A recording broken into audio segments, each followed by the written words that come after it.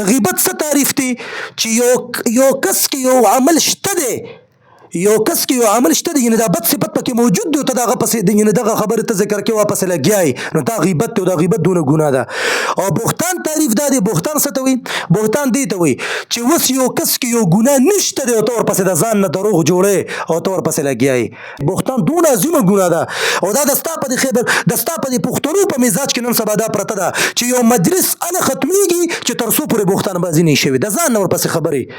غیبت خو کوي دا خو زموږ ستا بس یو قسمه خوراک دی لکه څنګه چې موږ درې ټایمه روټۍ خورو ساري چیز کو غرمه روټۍ خورو ماښامې دغه رنګ چې په مجلس کې موږ غیبت نه کړو زموږ باندې غصات نه تېرېږي